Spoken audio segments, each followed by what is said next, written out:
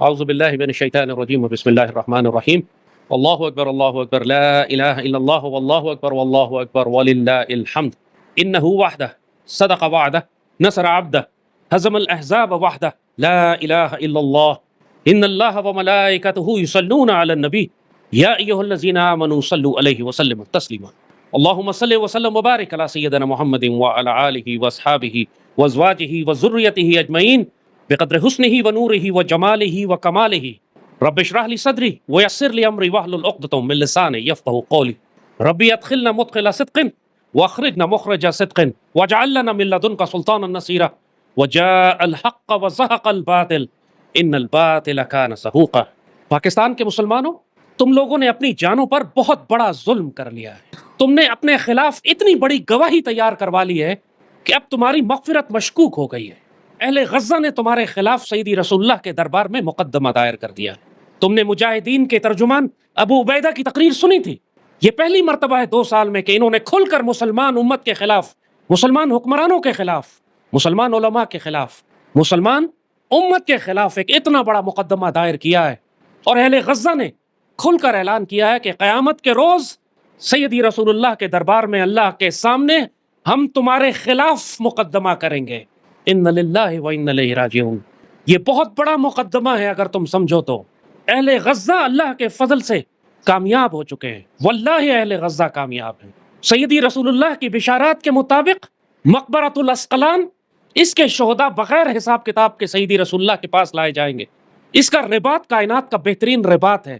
اس میں شرکت کرنے کا اجر اللہ نے وہ جنت رکھی ہے جس کی جو سیدی رسول اللہ کے سائے میں قربت میں انبیاء، صدیقین، شہداء اور صالحین کے ساتھ ہوگی۔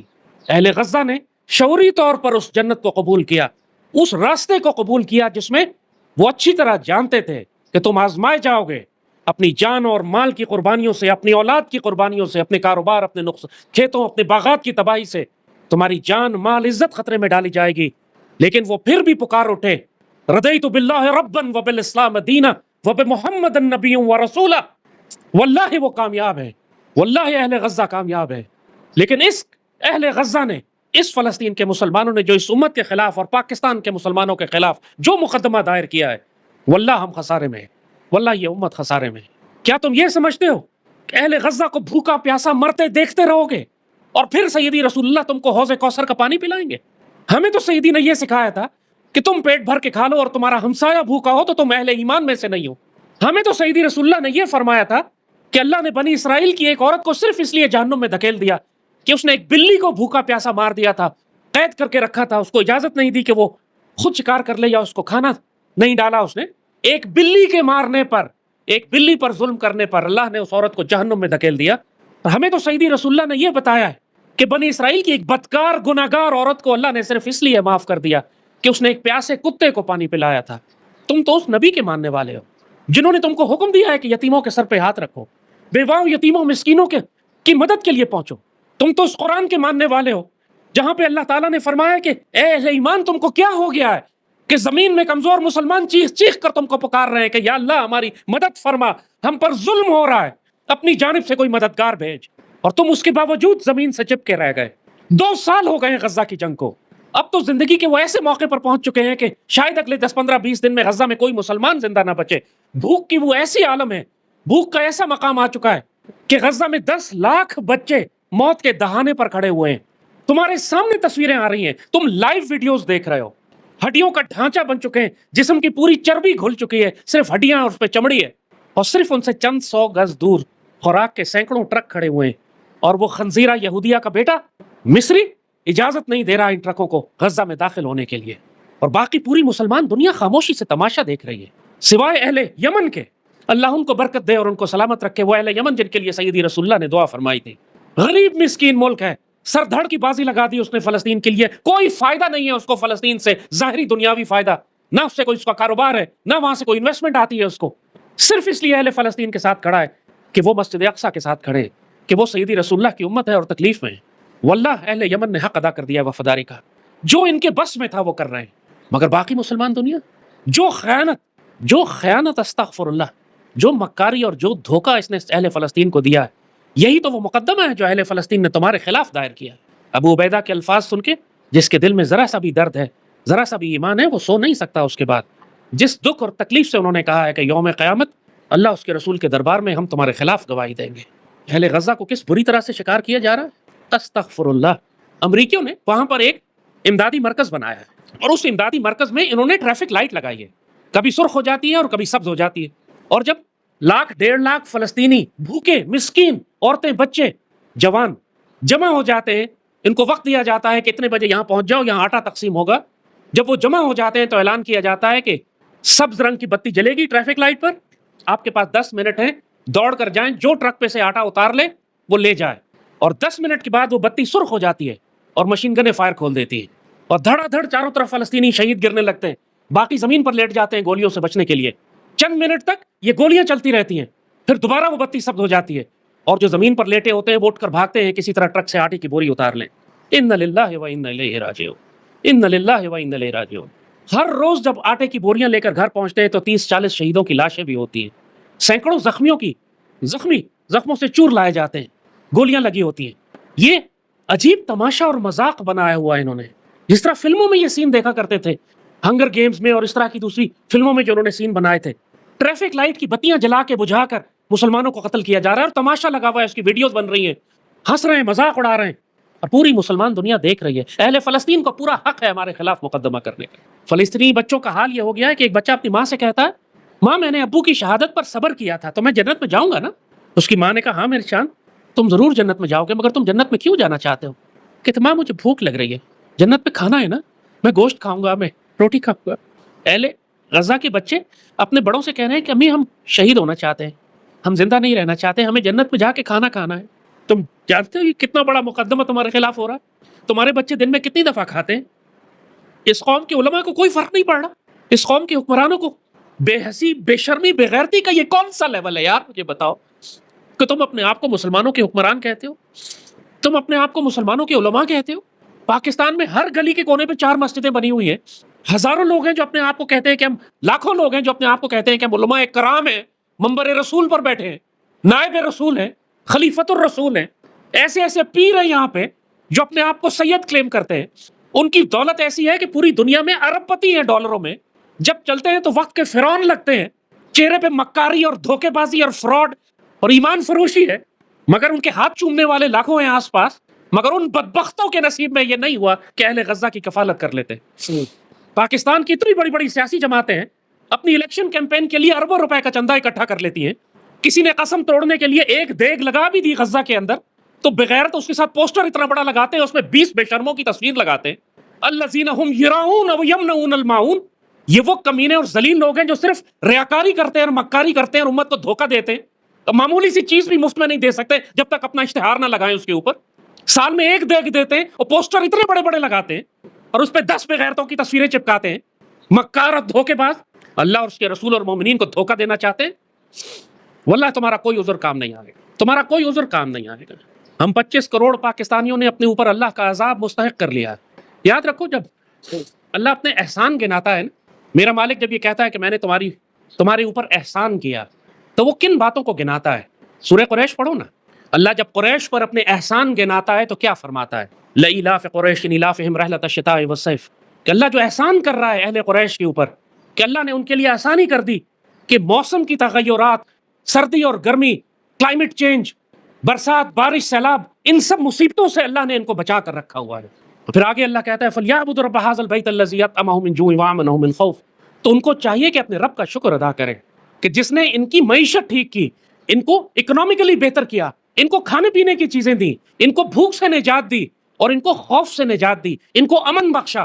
یہ عزت اور آبرو کے ساتھ اپنی زندگی گزار سکتے ہیں. ان کو کسی کا خوف نہیں ہے، کوئی دشمن ان پر مسلط نہیں ہے، کوئی جہنم کے کتے ان کے اوپر مسلط نہیں ہے، کوئی بلوچستان لبریشن آرمی کے دہشت گرد ان کو بسوں سے اتار کر قتل نہیں کرتے. یہ مفہوم ہے آج کے دور کے لحاظ سے. اور جب اللہ پھر اپنا عذاب کسی قوم پر نازل کرنا شروع کرتا ہے، دیکھو جیسے فرعون کو اللہ نے غرق کیا، اس سے پہلے اللہ نے 100 چھوٹے چھوٹے عذاب بھیجے فرعون کے اوپر، شاید کہ یہ نصیحت پکڑ لیں. کبھی ان کے اوپر بارش آئی خون کی، کبھی ان کے اوپر جانور اور کیڑے چھوڑے گئے، کبھی ان کے پہلا بیٹا مرنا شروع ہو گیا، کبھی یہ عذاب کبھی وہ عذاب. حضرت موسیٰ علیہ السلام کا واقعہ پڑھو نا کہ جب فرعون کو انہوں نے دعوت دی تھی اسلام کی اور وہ جو دریا میں ڈوبا ہے، اس کے درمیان میں اللہ نے کتنے عذاب بھیجے فرعون پر، صرف اس لیے کہ شاید یہ توبہ کر لے. لیکن جب اس نے توبہ نہیں کی تو بالآخر اللہ نے اس کو غرق کر دیا. اور غرق کرتے وقت اس کی توبہ قبول نہیں ہوئی، اس وقت اس نے کہا آمنت برب موسیٰ، میں موسیٰ کے رب پر ایمان لایا۔ رب نے کہا الان نہیں، اب نہیں، اب توبہ کے دروازے بند ہیں جب تو نے اللہ کا عذاب دیکھ لیا ہو۔ جب اللہ کا عذاب آنا شروع ہو جائے اس وقت توبہ کام نہیں کرتی۔ تو پاکستان کے مسلمانوں، تمہیں نظر نہیں آ رہا کہ اللہ تم پر کس طرح چھوٹے چھوٹے چھوٹے عذاب بھیج رہا ہے؟ ابھی تو بڑا عذاب آیا ہی نہیں تمہارے اوپر، کہیں تم پر قحط نازل ہو رہا ہے، تمہیں پانی کی کمی ہے، کہیں سیلاب آ رہا ہے تم اس میں غرق ہو رہے ہو، کہیں تم پر جہنم کے کتے چھوڑ دیے گئے ہیں، کہیں بلوچستان لبریشن آرمی کے خنزیر ہیں، تمہارا امن اللہ نے خوف سے بدل دیا ہے، تم اپنے ملک میں سفر نہیں کر سکتے، ہر وقت خوفزدہ رہتے ہو کہ کہیں اچک نہ لیے جاؤ، تمہاری عزتیں نہ اٹھا لی جائیں، تمہارے گھر نہ لوٹ لیے جائیں، تمہیں اللہ نے آپس میں لڑا دیا ہے، تم خانہ جنگی میں مبتلا ہو گئے ہو، قومیت، لسانیت، فرقہ واریت اور سیاست میں تمہارے اوپر اللہ نے سب سے ذلیل و کمینے لوگ مسلط کر دیے ہیں، جو کہ سیدی نے فرمایا تھا کہ اعمالکم و مالکم، تمہاری ہی بدعمالیاں ہیں جو تمہارے حکمران بن کر تمہارے وزیر اعلیٰ اور تمہارے وزیر اعظم اور تمہارا صدر مسلط ہو جائیں گے تم پر۔ تم کو یہ نظر نہیں آتا کہ یہ اللہ کے عذاب ہیں تمہارے اوپر؟ تمہیں نظر نہیں آتا کہ جہنم کے کتے اور BLA جو چھوڑے گئے، اور یہ جو سیلاب آ رہا ہے، اور یہ جو قحط آ رہا ہے ایک ساتھ، اور یہ جو خانہ جنگی ہے، اللہ تم کو تھپڑ مار کر تنبیہ کر رہا ہے کہ ہوش میں آ جاؤ۔ کاش کہ تم پاکستان کا صدقہ نکالتے، کاش کہ تم اہل غزہ کی کفالت کرتے۔ کیا ہو گیا ہے حکومت کو؟ کیا ہو گیا ہے پاک فوج کو؟ کیا ہو گیا اس کے علماء کو اور سیاسی جماعتوں کو؟ کیا ہو گیا اس کی قوم کو؟ ہم 25 کروڑ ہیں، وہ بیچارے اب 25 لاکھ سے شروع ہوئے تھے، 17 لاکھ رہ گئے، 8 لاکھ مار دیے گئے پچھلے 18-19 مہینوں میں، اکتوبر میں 2 سال ہو جائیں گے، اور اب ان کو بھوک سے مارا جا رہا ہے۔ بھوک تم کتنے دن برداشت کرتے؟ تم سے تو ایک دن کا روزہ نہیں رکھا جاتا، وہاں ایک ہفتہ انہوں نے کھانا نہیں کھایا، روٹی نہیں کھائی۔ تمہیں یقین نہیں آ رہا تو تم ویڈیوز نہیں دیکھ رہے ہو تم کے بچے کیسے چمڑی بنے ہوئے ہیں، وہاں کیسے لوگ بھوک سے مر رہے ہیں۔ اور یہ اس امت کا حال ہے کہ جو دنیا کی امیر ترین امت ہے، جو ایک دوسرے سے مسابقت کر رہی ہے، مقابلہ کر رہی ہے، دولت کی نمائش ہے۔ صرف پاکستان میں وہ کوہستان کے ٹھیکیدار کے گھر سے 70 ارب روپیہ نکلا تھا، اس سے پہلے رئیسانی کے گھر سے اور اس کے چیف سیکرٹری کے گھر سے بھی 60-70 ارب روپیہ نکلا تھا۔ یہ تو وہ ہیں جو نکل آئے سامنے۔ کتنے بڑے بڑے پاکستان کے ارب پتی، کھرب پتی اسمگلر ہیں، ڈاکو، ڈکیت، سیاستدان، وزیر، چیف سیکرٹری، ٹھیکیدار، جن کے تہخانوں میں 100 ارب روپیہ رکھا ہوا ہے۔ وہ بدبختوں، ناپاکوں، پلیتوں، تم لوگ 15-16 لاکھ فلسطینی مسلمانوں کی کفالت نہیں کر سکتے تھے۔ کسی سیاسی جماعت نے، کسی مذہبی جماعت نے، کسی عالم دین نے سیدی رسول اللہ سے وفاداری کا حق نہیں ادا کیا، بلکہ خیانت اور غداری کی، جبھی تمہارے خلاف شکایت درج ہوئی۔ اہل غزہ کو کیوں مجبور کیا تم نے کہ تمہارے خلاف شکایت کریں، تمہارے خلاف مقدمہ درج کریں؟ بہت بڑی FIR درج ہوئی ہے تمہارے خلاف، اس میں ضمانت نہیں ہے، وہاں تم جج کو رشوت کھلا کے بچ نہیں سکتے، وہاں تم پلی بارگین نہیں کر سکتے، وہاں تم ڈیلنگ ٹیکٹکس نہیں استعمال کر سکتے، وہاں تم وکیل اور جج نہیں خرید سکتے۔ وہ بڑی سخت عدالت ہے اور تمہارے خلاف بہت سخت FIR درج ہوئی ہے۔ مجھے یہی خوف ہے کہ جس طرح غزہ میں جس طرح ایک بچہ جو روز وہاں مر رہا ہے، اس کے بدلے لاکھوں پاکستانی یہاں مارے جائیں گے، جو اپنی غفلت، اپنی کوتاہی، اپنے ظلم، اپنی بدکاری کی وجہ سے، جنہوں نے سیدی رسول اللہ سے خیانت کی۔ ابھی تو نریندر مودی داخل ہی نہیں ہوا، ابھی تو تم پر صرف جہنم کے کتے اور BLA نازل ہوئے ہیں۔ ذرا انتظار کرو کہ نریندر مودی اور ہلاکو خان بھی داخل ہو تمہارے اوپر، پھر تمہارا کیا حشر کریں گے یہ۔ آج تم اپنی مال و دولت کو سمیٹ کر بیٹھے ہو نا۔ اللہ قرآن میں فرماتا ہے مجھے سونے کی اینٹیں نظر آئیں اس ٹھیکیدار کے گھر سے جو نکلی۔ قرآن کی وہ آیت سامنے آ گئی جس میں اللہ نے فرمایا تھا الذین یکنزون الذھب والفضہ، وہ لوگ جو سونے اور چاندی کو جمع کر کے رکھتے ہیں۔ اور وہ آگے پوری آیت ہے جس میں اللہ تفصیل بتاتا ہے کہ قیامت کے روز اسی سونے کو آگ میں گرم کر کے ان کے جسموں سے لگایا جائے گا اور کہا جائے گا مزہ چکھو اس دولت کا جو تو جمع کر کے رکھتے تھے اور اللہ کی راہ میں خرچ نہیں کرتے تھے۔ یہ دولت جو لوگ جمع کر کے اپنے گھروں میں رکھ رہے ہیں، جو سونے اور چاندی جمع کیے ہوئے، جاگیریں، جائیدادیں اور پلازے اور ہاؤسنگ کالونیز بنائی ہوئی ہیں، تم نے اپنی ملیں اور فیکٹریاں لگائی ہوئی ہیں اور اللہ کی راہ میں تم خرچ نہیں کرتے، یاد رکھو یہی دولت گرم کر کے تمہارے جسموں کو لگائی جائے گی کہ مزہ چکھو اس دولت کا جو تم جمع کر کے رکھتے تھے اور اللہ کی راہ میں خرچ نہیں کرتے تھے۔ اللہ کی قسم اہل غزہ کامیاب ہو گئے، اور اللہ کی قسم یہ پوری امت اور خاص طور پر پاکستان خسارے میں ہے۔ تم لوگوں نے دیکھ لیا، اب کوئی حجت، کوئی دلیل کوئی نہیں پیش کر سکتا۔ اللہ جب تمہارے اوپر عذاب بھیجے گا تو تم کو بہت اچھی طرح معلوم ہونا چاہیے کہ تم کو کیوں ذلیل کیا جا رہا ہے۔ قرآن پاک میں اللہ تعالیٰ سیدی رسول اللہ صلی اللہ علیہ وآلہ وسلم کو مخاطب کر کے فرماتا ہے کہ اللہ جس کا مفہوم ہے کہ اللہ کسی قوم کو عذاب نہیں دے گا جب تک آپ اس قوم کے بیچ میں موجود ہیں۔ یا رسول اللہ، اے میرے حبیب، اے میرے محبوب، اللہ کسی قوم کو عذاب نہیں دے گا، اس قوم کو، اس گروہ کو، اس جماعت کو عذاب نہیں دے گا جب تک وہ اس کے اندر آپ موجود ہیں۔ آج اس کا بڑا واضح مفہوم ہے کہ آج صرف وہی جماعت بچے گی جس نے اپنے دل میں، اپنے وجود میں، اپنے انفس میں سیدی رسول اللہ کی محبت کو، سیدی رسول اللہ کو بہت پیار اور محبت اور ادب سے سنبھال کے رکھا ہوا ہے، سیدی رسول اللہ سے وفاداری کر رہی ہے، سیدی رسول اللہ کی امت کی خیر خواہی کر رہی ہے، سیدی رسول اللہ کے ساتھ خیانت نہیں کی جس نے، صرف اسی پر عذاب نہیں آئے گا۔ شہید تو اہل غزہ بھی ہو رہے ہیں، لیکن اہل غزہ پر عذاب نہیں ہے، وہ اللہ سے، اللہ کے رسول سے حق وفاداری ادا کر رہے ہیں۔ ان کے بارے میں سیدی رسول اللہ نے بشارتیں دی تھیں کہ یہ اسی طرح میرے پاس لائے جائیں گے، اسقلان مقبرہ بنا دیا جائے گا۔ تو ہر مرنے والا عذاب میں نہیں ہوتا، ہر مرنے والے کو سزا نہیں لگتی، شہید بھی تو اللہ کی راہ میں ہی مرتا ہے نا، مرتے تو سب ہیں، کوئی کتے کی موت مرتا ہے، کوئی شہید کی موت مرتا ہے۔ سیدی رسول اللہ کے ساتھ صحابہ کرام دشمن کے خلاف جنگ کر رہے ہیں، اس وقت ظاہراً ایک صحابی جو مسلمانوں کی جانب سے جنگ کر رہا ہے کفار کے خلاف، سیدی رسول اللہ نے اس کو دیکھا تو صحابہ کرام سے فرمایا یہ جہنمی ہے۔ اللہ اکبر وللہ الحمد۔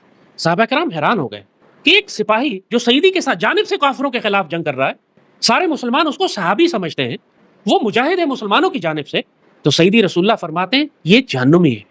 ایک صحابی نے کہا کہ میں اس کے پیچھے ہو لیا یہ دیکھنے کے لیے کہ سیدی رسول اللہ نے کیوں یہ فرمایا ہے کہ یہ جہنمی۔ وہ شخص تو بڑی بہادری سے لڑ رہا تھا، اس نے بہت سارے کافروں کو قتل کیا، مگر ایک وقت میں بہت زخمی ہو گیا۔ زخمی ہو کے جب وہ گرا تو درد سے چیخیں مارنے لگا، اور اس سے درد برداشت نہ ہوا، اس نے اپنے ہی خنجر سے اپنا گلا کاٹ لیا۔ وہ صحابی لوٹ کر سیدی رسول اللہ کے پاس واپس آئے اور کہتے ہیں میں اللہ کو حاضر و ناظر جان کر گواہی دیتا ہوں کہ آپ اللہ کے رسول ہیں اور آپ سچے ہیں، واقعی وہ شخص جہنمی۔ یاد رکھو، جب تک تمہارا خاتمہ ایمان پر نہ ہو، کبھی یہ تکبر نہ کرنا کہ تم بخشے بخشائے ہو، کبھی یہ غرور نہ کرنا کہ تم کو حوض کوثر کا پانی پلایا جائے گا۔ تمہارے اعمال فیصلہ کریں گے کہ تمہارا انجام کیا ہوتا ہے۔ جب تک تمہاری سانس باقی ہے تمہارا امتحان باقی ہے، اور ایک موقع آتا ہے کہ جب تمہارے اتنے امتحان لے لیے جاتے ہیں کہ اس کے بعد توبہ کا دروازہ بند کر دیا جاتا ہے اور اللہ کا عذاب شروع ہو جاتا ہے۔ پاکستانیوں کے لیے توبہ کا دروازہ تقریباً بند ہو چکا ہے۔ 2 سال بہت بڑا وقت ہوتا ہے پاکستان کی حکومت کے لیے، ہمارے علماء کے لیے، ہماری سیاسی جماعتوں کے لیے، ہمارے معاشرے کے لیے۔ صرف چند ہزار لوگ ہیں پورے پاکستان میں جو اہل فلسطین کے لیے اپنی کمائی میں سے جہاد بالمال کر رہے ہیں، جو اللہ کی راہ میں خرچ کر رہے ہیں، جو اہل فلسطین کی کفالت کرنے کی کوشش کر رہے ہیں، جنہوں نے اپنے زیور بیچے، جنہوں نے اپنے کمائی میں سے 10 20 30% مہینے کا نکالنا شروع کیا، جنہوں نے اپنی سیونگز نکالی اور فلسطین بھجوا دی۔ مگر 99% مسکین لوگ ہیں، کوئی 100 روپے بھیجتا ہے، کوئی 500 بھیجتا ہے، کوئی 1000 بھیجتا ہے، کوئی 10,000 بھیجتا ہے۔ بہت کم ہیں، انگلیوں پہ گننے والے لوگ ہیں جو لاکھوں میں بھیجتے ہیں، اور شاید کوئی ایک آدھ ہے کہ جس نے کروڑوں میں بھیجا ہے۔ مگر جو پاکستان کے ارب پتی اور کھرب پتی اور جن کے گھروں کے تہہ خانوں میں سونے اور چاندی کی اینٹیں پڑی ہوئی ہیں، ان بد نصیبوں کو نصیب نہیں، حکومت کو نصیب نہیں ہوا، بڑی بڑی اسلامی جماعتوں کو نصیب نہیں ہوا۔ بہت سے لوگوں سے ہم بات کرتے ہیں کہ جب تم کو معلوم ہے کہ اللہ نے راستہ کھولا ہوا ہے ہمارا اہل فلسطین تک تحفے پہنچانے کا، نذرانہ پہنچانے کا، ان کی خدمت کرنے کا، اس جہاد میں شامل ہونے کا، تو تم بھیجتے کیوں نہیں ہو؟ تو ان کا اعتراض ہوتا ہے کہ ہمیں یقین نہیں ہے کہ وہاں پہنچ رہا ہے، وہاں تو سارے راستے بند ہیں۔ اب شیطان دیکھو کس طرح لوگوں کے دلوں میں وسوسے ڈالتا ہے جب ان کو بدنصیب کرنا ہوتا ہے۔ پہلا اعتراض اٹھاتے ہیں جی وہاں تو راستے ہی بند ہے، کچھ پہنچ ہی نہیں رہا، یہ تو آپ کھا جائیں گے پی جائیں گے، وہاں کیسے پہنچے گا؟ جب ان کو ہم ویڈیوز دکھاتے ہیں، ثبوت دکھاتے ہیں، خود مجاہدین اپنی زبان سے تصدیق کر رہے ہوتے ہیں کہ پاکستان میں ہماری جانب سے یہ تحفے ان کو پہنچے ہیں، خود وہ ویڈیوز دیکھتے ہیں کہ وہاں دسترخوان اور لنگر لگے ہوئے ہیں، پانی پلایا جا رہا ہے، خیمے لگائے جا رہے ہیں، تو پھر ان کا اعتراض ہوتا ہے کہ ہم آپ کے ذریعے نہیں بھیجیں گے، ہم آپ پسند نہیں، آپ کی سیاسی رائے سے ہمیں اختلاف ہے، ہم عمران کو فالو کرتے ہیں، ہم فضل الرحمان کو فالو کرتے ہیں، ہم TLP کو فالو کرتے ہیں، ہم آپ کے ذریعے نہیں بھیجیں گے۔ بدنصیبی دیکھی ان کی، صرف اس لیے کہ ان کو اس فقیر کی شکل پسند نہیں، یا اس کی سیاسی رائے پسند نہیں، یا اس سے اختلاف کرتے ہیں، یہ اہل غزہ کو بھوکا مار دیں گے لیکن ان کے لیے تحفے نہیں بھجوائیں گے۔ بدنصیبی دیکھی، یہ ہوتی ہے وہ لعنت جب کسی پہ پڑ جاتی ہے۔ اتنے لوگوں نے کہا ہے کہ ہم بھیجنا چاہتے ہیں لیکن آپ کے ذریعے نہیں بھیجیں گے، کوئی اور راستہ بتائیں۔ ہم کہ جاؤ خود ڈھونڈ لو راستہ جو تمہیں ملتا ہے، لیکن حقیقت یہ ہے کہ اللہ تمہارا قبول ہی نہیں کرنا چاہتا، تم ناپاک ہو اور پلیت ہو۔ اس لیے وہ حابیل اور قابیل کی لڑائی اسی بات پر ہوئی تھی نا، کہ دونوں نے صدقہ کیا تھا، دونوں نے اپنے اللہ کے لیے صدقہ نکالا تھا۔ اللہ نے حابیل کا صدقہ قبول کر لیا، قابیل کا صدقہ نہیں قبول کیا۔ اسی پر قابیل بھڑک گیا، حسد میں آ گیا کہ یہ کیا وجہ ہے کہ اللہ نے میرا صدقہ قبول نہیں کیا اور میرے بھائی حابیل کا قبول کر لیا۔ غصے میں آ کے اس نے حابیل کو قتل کر دیا، حسد کے مارے، اس بات پر کہ اللہ نے تیرا صدقہ کیوں قبول کیا، اپنے بھائی کو قتل کر دیا۔ آج بالکل میں پاکستان میں یہی حابیل قابیل والا معاملہ دیکھتا ہوں۔ اللہ کے بندو مجھ سے جو مرضی اختلاف کرو، اہل فلسطین سے تو تمہیں کوئی اختلاف نہیں ہے۔ اگر تمہارے پاس کوئی راستہ نہیں ہے، میرے پاس ایک راستہ ہے ان مسکینوں کو کھانا کھلانے کا، تو تم اس حسد میں کیوں جل رہے ہو کہ ان کا راستہ کیوں کھلا ہے اور ہمارا راستہ کیوں نہیں کھلا؟ اور اس حسد کی وجہ سے تم اللہ کو تحفے نہیں بھیجتے، اس حسد کی وجہ سے تم اہل فلسطین کی کفالت نہیں کرتے۔ تم میں اور قابیل میں کیا فرق ہے؟ اپنے آپ کو کیوں لانتی کرتے ہو؟ پاکستان کی قوم بہت اچھی طرح سمجھ لے، آپ کو ہر طرح کی وارننگ دی جا چکی تھی، آپ کو بتایا سمجھایا جا چکا تھا، آپ پر حجت تمام ہے، اب آپ کوئی عذر پیش نہیں کر سکتے۔ پاکستان کی حکومت اور ریاست چاہے تو ایک دن میں اہل فلسطین کے لیے سپلائز کھولی جا سکتی ہیں۔ 3 مہینے کی خوراک اور سپلائز مصر میں رکھی ہوئی ہیں، بارڈر سے 300 گز دور، لیکن وہ خنزیرہ یہودیہ کا بیٹا ان سپلائز کو اندر نہیں جانے دیتا۔ پاکستان صرف اگر مصر سے بات کر لے، ہمیں تو سپلائز بھیجنے کی بھی ضرورت نہیں ہے، صرف مصر سے بات کر کے آپ سامان اندر پہنچا دیں۔ صرف ہمیں اسرائیل کو ذرا دھمکی لگانی ہے کہ پیچھے ہٹو۔ ایران اسرائیل کی جنگ ہوئی تھی، اسرائیل نے مار کھائی نا اس میں، ہم بھی دھمکی لگا سکتے ہیں. کون سا امریکہ کود پڑا جی, کون سا دنیا بیچ میں آ گئی اسرائیل کو بچانے کے لیے؟ امریکہ نے بھی ٹوٹل پورا کرنے کے لیے ایران کے ایٹمی پروگرام پر ذرا سی بمباری کی تھی. پاکستان کے ساتھ امریکہ یہ بھی نہیں کر سکتا. تھوڑی دھمکی لگاؤ اسرائیل کو یار, تھوڑی سی غیرت دکھا دو یار. اللہ نے تم کو اس واسطے ایٹمی طاقت بنایا ہے. کیا ہو گیا ہے پاکستان کے حکمرانوں کو؟ صرف اسرائیل کو دھمکی لگانی ہے, مصر سے بات کرنی ہے, سارا مسئلہ اہل فلسطین کا حل ہو جائے گا. ہم کر سکتے ہیں, اور اب اگر ہم نہیں کریں گے تو پھر یاد رکھو وہی بات ہم تمہیں بتا رہے ہیں کہ کروڑوں کی تعداد میں پاکستانی مارے جائیں گے. ہم پر اللہ نے بھوک اور خوف کا عذاب مسلط کرنا شروع کر دیا. ہر طرف لوگ چیخ رہے ہیں کہ مہنگائی ہے, گزارا نہیں ہوتا. یہی بھوک کا عذاب ہے, یہی بھوک اور خوف کا عذاب ہے کہ جہنم کے کتے ہر روز ہمارے شہزادے شہید کر رہے ہیں. لوگوں کے لیے جان زندگیاں عذاب کر دی ہیں انہوں نے. لیکن ابھی انتظار کرو کہ پھر اللہ مودی کو بھی داخل کرے گا. وہ تمہارے ساتھ وہ سلوک کرے گا کہ جو یہودی خنزیر فلسطین کے مسلمانوں کے ساتھ کر رہے ہیں. واللہ اگر تم نے غزہ کو اس طرح چھوڑ دیا تو تم دیکھو گے کہ تمہارے اپنے شہر غزہ کی طرح کھنڈر بنائے جائیں گے. یہ اللہ کا وعدہ ہے. میں صرف تمہیں اطلاع دے رہا ہوں, بددعا نہیں دے رہا, اطلاع دے رہا ہوں. کیونکہ اللہ نے کہا ہے کہ یہ مکافات عمل بہت سخت ہوتا ہے. پھر تمہیں سمجھ آئے گی کہ اہل غزہ جب چیخ چیخ کر پکار کر اللہ سے کہہ رہے ہیں کہ مالک ہمارے لیے کوئی مددگار بھیج, اور جن کے پاس طاقت ہے وہ مدد کرنے کے لیے نہ جائیں, تو پھر ان پر اللہ کا عذاب کیسے آتا ہے. اور پاکستان کی قوم سے میں کہوں گا, اپنی حکومت اور اپنے علماء اور اپنی سیاسی جماعتوں کو چھوڑو. تم نے کیا کیا ہے؟ تم اپنے اعمال کے خود ذمہ دار ہو. اگر حکومت نماز نہیں پڑھے گی تو کیا تم بھی نماز نہیں پڑھو گے؟ حکومت زکات نہیں دے گی تو کیا تم بھی زکات نہیں دو گے؟ حکومت اگر جہاد نہیں کر رہی تو کیا تم بھی جہاد نہیں کرو گے؟ ہمیں فلسطین جانے کی بھی ضرورت نہیں ہے, ہمیں صرف ان تک کھانا پہنچانا ہے. ایک فرد, مسلمان فرد یہی کر سکتا ہے. اسرائیل کو روکنے کا کام حکومت اور ریاست اور فوج کا ہے, لیکن جہاں تک کھانے اور پانی پہنچانے کا تعلق ہے یہ تمہارے اختیار. اس کا سوال تم سے کیا جائے گا. یہ بکواس کرتے ہیں مذاق اڑانے کے لیے, آپ خود کیوں نہیں فلسطین چلے جاتے؟ یہ بے شرم اور بغیرتوں والی باتیں بند کرو. یہ خود کوئی فلسطین نہیں جا سکتا, نہ جانے کی ضرورت ہے. وہاں جا کے کوئی کیا کرے گا؟ ہمارا کام ان کو سپلائز پہنچانا ہے, ہمارا کام ان کی کفالت کرنا ہے, ہمارا کام ان کی ذمہ داری اٹھانا ہے. فلسطین جانے کا کام حکومتوں کا ہے, فوجوں کا ہے, وہ ان کی ذمہ داری ہے. ایک مسلمان کی ذمہ داری نہیں ہے کہ فلسطین جا کے لڑائی کرنا شروع کر دے. وہاں کیا کرے گا؟ دوسروں کی طرح خود بھی بھوکا رہے گا. یہ طنز اور توہین اور مذاق اڑانا بند کرو. جب تم خود کچھ فلسطین کے لیے نہیں کر سکتے تو جو اہل فلسطین کی خدمت کر رہے ہیں تو ان کا مذاق اڑا کے تم اپنے عذاب کو دوہرا نہ کرو, پھر اللہ تم کو اور زیادہ ذلیل کرے گا. خاموش ہو جاؤ, تمہارے لیے بہتر ہے. ہم نے اپنا فیصلہ کر لیا. اللہ کا شکر ہے جب سے یہ جہاد شروع ہوا ہے غزہ میں, ہم اور ہماری چھوٹی سی جماعت اور ہمارے ساتھ وابستہ کچھ مسلمان پاکستان کے, ہم نے یہ اس وقت وعدہ کیا تھا اللہ اس کے رسول صلی اللہ علیہ وسلم کے سامنے کہ انشاءاللہ ہم اہل فلسطین کو تنہا نہیں چھوڑیں گے. اللہ کا احسان اور شکر ہے کہ ہر روز ہماری جانب سے ان کی خدمت میں نذرانے اور تحفے پیش کیے جاتے ہیں. ان مجاہدین کی اور ان کے شہداء کے بچوں کی کفالت کی جاتی ہے, کبھی تھوڑا کبھی زیادہ, لیکن الحمدللہ کوئی دن نہیں گزرتا کہ جس ان کے پاس تحفے نہ پہنچے. مالک گواہ رہنا کہ ہم نے سیدی رسول اللہ سے خیانت نہیں کی. مالک گواہ رہنا کہ ہم نے سیدی رسول اللہ سے وفاداری کا حق ادا کرنے کی کوشش کی. مالک گواہ رہنا کہ ہم غافل امت کے ساتھ نہیں ہیں, ہم کوفی نہیں ہیں. مالک گواہ رہنا کہ ہم نہ یزیدی ہیں نہ کوفی ہیں, ہم حسینی قافلے کا حصہ ہیں. میرے مالک ہم کو اہل غزہ اور اہل اسقلان میں شامل فرمانا کہ جو آپ کے پاس اس حالت میں لائے جائیں گے کہ بغیر حساب کتاب کے وہ آپ کے قربت اور آپ کی صحبت میں دربار نبوی میں شامل ہوں گے. میرے مالک ہمارا شمار اس جماعت میں کرنا جس نے ان کے ساتھ خیانت نہیں کی بلکہ وفاداری کا حق ادا کیا. ہماری چھوٹی سی کوشش, جیسے وہ چھوٹی سی چڑیا اپنی چونچ میں پانی لے کر اڑتی ہے آگ, ابراہیم علیہ السلام کی آگ کو بجھانے کے لیے, یہ جانتے ہوئے کہ اس سے آگ نہیں بجھے گی, لیکن کم از کم اللہ کے ہاں یہ لکھا جائے گا کہ اس چڑیا نے اپنی کوشش تو کی. بابا اقبال نے فرمایا تھا, آگ ہے, نمرود ہے, اولاد ابراہیم ہے, آج پھر کسی کا امتحان مقصود ہے. غزہ آج کی کربلا بھی ہے اور آج کی آتش نمرود بھی. ہر انسان اپنے نصیب کے مطابق اس سے خیر بھی لے رہا ہے اور وہیں سے جہنم میں بھی جائے گا. جس نے ان کے ساتھ وفاداری کا حق ادا کیا, دو جہانوں میں اس کی خیر ہے انشاءاللہ, انبیاء, صدیقین, شہداء اور صالحین کے ساتھ ہوگا. جس نے ان سے خیانت کی, دنیا کی محبت میں ڈوبا رہا, اپنے مال و دولت کو اللہ کی راہ میں خرچ نہ کیا, تو سمجھ لو پھر وہ ان بدترین منافقین میں سے ہوگا کہ جن کے بارے میں سیدی کو فرمایا گیا کہ نہ تو ان کی نماز جنازہ پڑھیں, نہ ان کی قبر پر کھڑے ہوں, نہ ان پر فاتحہ پڑھیں. پاکستانی قوم کی اکثریت وہ منافق ہو چکی ہے. اب تم لوگ صرف اللہ کے عذاب کا انتظار کرو. جنہوں نے اہل غزہ کے ساتھ وفاداری کی, اگر تم لوگ مارے بھی گئے تو انشاءاللہ تم شہید کی موت ہو, اللہ تمہارا شمار ظالموں میں نہیں کرے گا انشاءاللہ. اللہم صلی وسلم وبارک علی سیدنا محمد وعلی آلہ وصحبہ وسلم. آمین یا رب العالمین.